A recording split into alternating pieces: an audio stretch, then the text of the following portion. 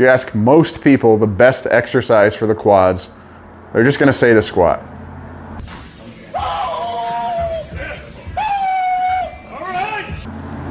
It's kind of like the generic answer. If you want the quads to grow, is it really the best exercise? I don't think so.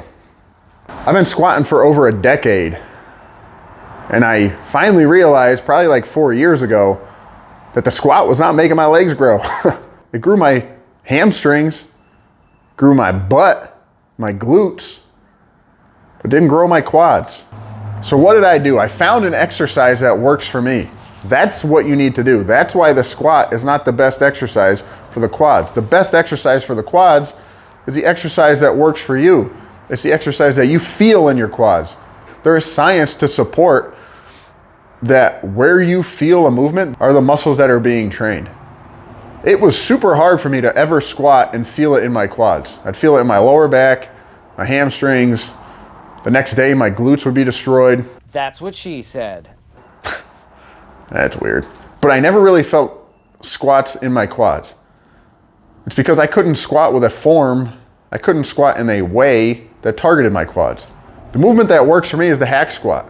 The hack squat allows me to squat, use a squat pattern, because overall I would argue that a squat pattern is the best to develop the overall leg. Not necessarily the barbell squat, but think about the squat pattern. That can be anything from a barbell squat, right? Just a regular back squat, to a front squat, to a goblet squat, to a safety bar squat, to a double kettlebell squat. What about a leg press? That's still using a squat pattern. There's all these different movements that we can use that use the squat pattern, but it's not necessarily the squat. But for me, the hack squat is the absolute best quad builder. It's one of the only movements that's a squat pattern that I absolutely feel in my quads. The great thing about the hack squat is it doesn't beat up my whole body. When I do a regular squat, my hips are shot for like a week. Squatting is not good for my hips. I don't know why. I squatted in a bunch of different styles, flat-footed, Olympic shoes that were elevated on a plate. That term that we use, stimulus to fatigue ratio, for me, the squat has super high fatigue and low stimulus on the quads. Is it that good of an exercise for me? For me, it's not. Maybe for you, it's great. But for me, I like doing a hack squat.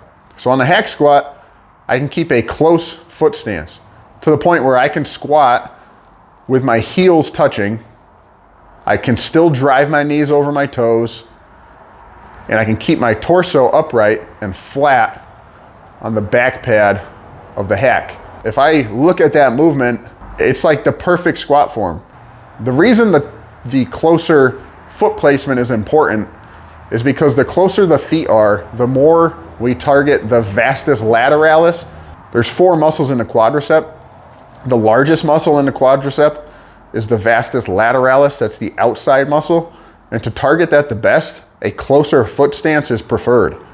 So if you can't use a close foot stance on the squat, you're not gonna be able to target the biggest muscle in the quad. Is it worth it? I don't know, probably not. Not if that's what you're trying to do. If you're just trying to build your squat up so you have a strong squat, then yeah, you absolutely need to squat. But if you're squatting to build your quads, and you can't squat with a close stance because of your biomechanics, and you're not feeling the movement in your quads, are we getting any benefit? Are we actually growing our quads, or are we just growing the number on our squat? The hack squat is awesome. It's one of those movements that you can absolutely go to failure on. It's hard to go to failure on a squat and have that failure be muscular failure, the muscle that you're trying to target. For me, when I squat, my form breaks down before my quads break down. On the hack squat, it's the opposite. If I do a set of 20 on the hack squat, by the time I'm done, my legs are shaking and my quads feel like they're gonna pop. And that's what you want. That pump feeling, it's forcing blood into the muscle. It's breaking down the muscle tissue and expanding the muscle. And that is one of the prime drivers of hypertrophy, of muscle growth. I can go to failure without any kind of fear. When you're under a bar, you have 300 pounds or 400 pounds on your back, it's hard to push those last few reps. The chance for injury, it's higher. There's no way around it. One of the best things about the hack squat is that I can perform it consistently, I can perform it safely. I come back to it 2 times a week. Overall volume is what grows a muscle. The ability to repeatedly train a muscle is what's going to grow that muscle. I train my legs, I take 3 days off, and I'm back training my legs again and training hard. It's so important to be able to train a muscle hard, to be able to go to failure. The hack squat allows me to push reps to failure. It allows me to push sets to failure. I'm not worried about collapsing under a barbell. I'm not worried about my back being fatigued sooner than my quads. When I'm done on an all-out failure set on the hack, my legs feel it. The rest of my body doesn't. So what should you do? You should find movements that work for you. Find movements that work for your body, for your biomechanics, the way you're designed. You might have longer femurs than I do. You might have shorter femurs than I do. Your hip anatomy is going to affect the way you can or cannot squat.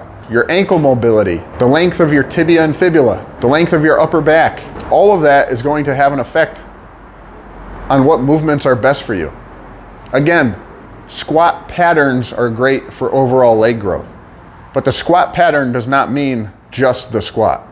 There's a lot of different movements that are squat patterns. Stop being forced into a box. Stop thinking the only way I'm going to grow my legs is if I can progress my squat. The best movement for the quads is the movement that hits your quads that you can hit multiple times per week. If you like this video, I would appreciate it if you smash the like button. Think about subscribing for more content like this, and I will catch you on the next one. Ask Mark Ripito. He'll give you a rant on why the squat is the squat. It's not a back squat, it's just a squat. Everything else is a term off of the squat, right? The front squat, safety bar squat, hack squat, whatever.